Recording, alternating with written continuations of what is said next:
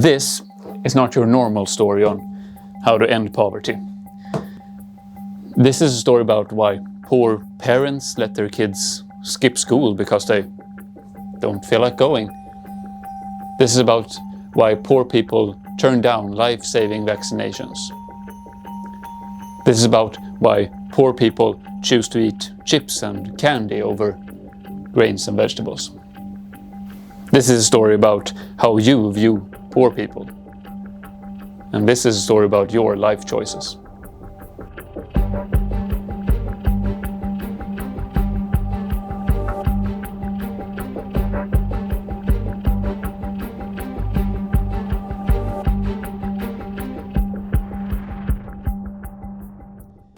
We all know ourselves, how smart we are and how we always make good, well-founded decisions. I, for example, woke up at 4:30 this morning, ran a marathon and had chia seeds and blueberries for breakfast. I'm sure you did the same. But clearly there are people out there that make bad choices. And to be frank, no wonder they haven't gotten anywhere. To be successful, obviously you have to work hard, make difficult decisions and stick to your plan.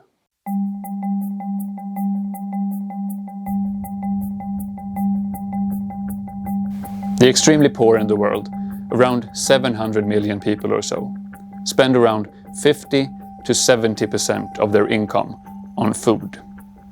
So obviously the rest must be spent on necessities, like shelter or water or medication. No, a significant share is spent on tobacco or alcohol or entertainment. Poor people are spending so much money on weddings and funerals and similar traditions that several governments have had to limit the amount spent on these occasions.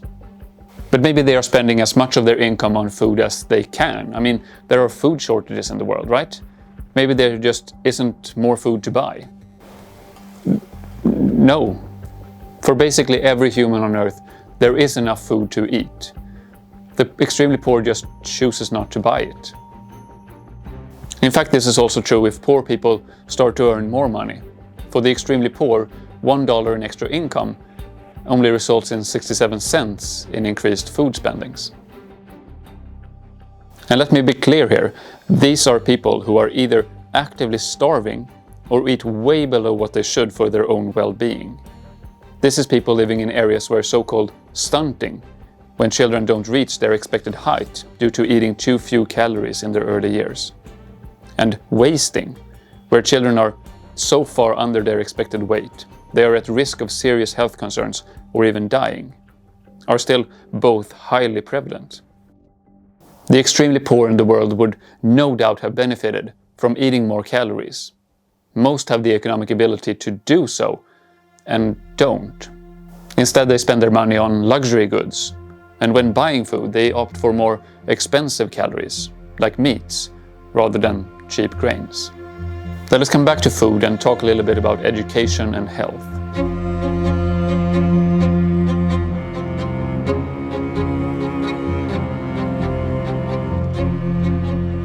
The global aid and development institutions have focused greatly on access to education in the last few decades, and we have seen some great improvements across the map.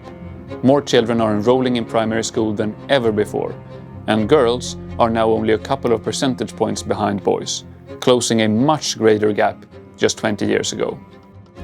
But the development has been slower when it comes to actually finishing school, or moving on to secondary or higher education. In many middle and low-income nations, absentee rates are as high as 30, 40 or 50%. Some of it can be explained by ill health, and some of it by children having to work. But mostly it seems to be the result of children just not wanting to go to school, and parents unable to force them to do so. Today, vaccinations for deadly diseases are available for free or at a very low cost in most nations. But many seem to choose not to take them. In many places, poor people seem surprisingly unwilling to accept even free, life-saving products like insecticide-treated bed nets or chlorinated water. Aid critic William Easterly writes stories about how poor people use bed nets for catching fish or as wedding veils instead of for their intended purpose. Poor people instead often spend their money on alternative medicine and often opt for more expensive treatment that comes all too late instead of investing in cheaper preemptive measures. Alright, so I guess the lesson here is that people stay poor because they fail to make the decisions necessary to change their situation. Wow, that really puts global aid into question, doesn't it? But wait, hold on, much of this doesn't make sense. Let's delve deeper into this and see what is really going on. When it comes to healthcare, we can see that people are using it less than they should, not only because of a lack of access, but also a lack of trust. Yes, the access to hospitals and clinics are better than ever before, but there is still a great problem of access to educated health professionals in many places. And studies show doctors in poor nations are notoriously good at underdiagnosing their patient and over-medicating them. Meaning that when people seek treatment, they more often than they should don't get the best suitable treatment, or any treatment at all. Patients also prefer injectables to pills, and are repeatedly creating false positives, finding correlation between what made them sick or healthy again, and all kinds of actions. And a combined lack of trust in the system, much of it legitimate, and the lack of knowledge about medicine, results in people underusing the healthcare system available. And the same goes for education. Studies show that when there is a clear connection between having an education and getting a well-paying job, parents make sure their kids go to school. But in poor nations, that connection is sometimes weak, especially if you are from a minority group, live in rural areas, or don't have top-performing children. Studies show that the education in way too many nations are of really poor quality, with uneducated teachers, a lack of infrastructure, and limited centralized control of the curriculum. Even the teachers don't show up a fair share of the time. Sometimes the teachers are absent 20 or 30 or 40% of the time. This, on the other hand, doesn't mean that educational institutions aren't making a change in poorer nations. Educating girls, even poorly, increase gender equality. And for many girls, it means they have their first child later, and fewer children overall.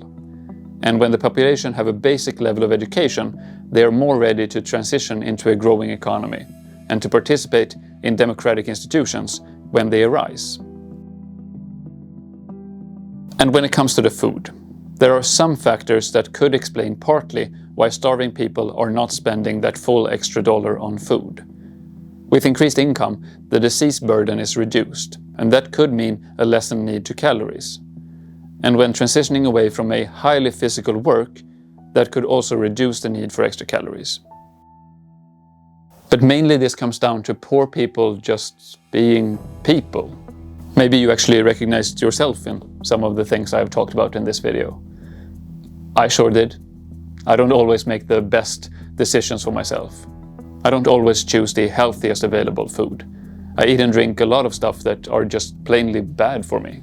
I don't always keep up a great exercise regime. I don't always go to the doctor when I have a health issue. I just mostly hope it will clear itself out. I don't value every single decision based on the expected long-term return on it. I mostly just go with what seems best at the moment. When we expect poor people to be rational decision makers, we are asking them to be more than human. If I, well-educated, healthy, and in many ways rich and prosperous, don't make all that rational decisions, how good do I think my decision-making skills would be if I were living in extreme poverty? Poor people often choose to eat the more expensive food because they see how people more well-off than themselves are eating. They buy shoes from a specific brand or a television set rather than more of the cheap grain they already eat every day, not because it is the best decision in the long run, but because it is what makes the most sense in the short-term perspective. They eat snacks and candy because it tastes good. And that's why sometimes investing in adding nutrients to chips or cereal or candy bars can have a much greater impact on people's health and actually improving their situation than just focusing on access to cheap rice or beans or vegetables.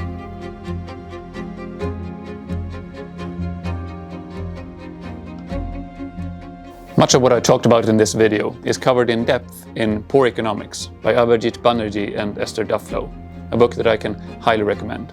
There is much more to say about this subject, and some of it I have covered in other videos. There is also much to say of the political approach to these issues that I have mostly left out of this video. And also about the bed nets that were used as fishing nets or wedding bales. Partly you can explain that by people not valuing something that they get for free or is available in abundance. But it also seems that this is a rather limited observations that have been stated over and over again. Other studies show that bed nets are mostly used for their intended purposes. Thank you for watching.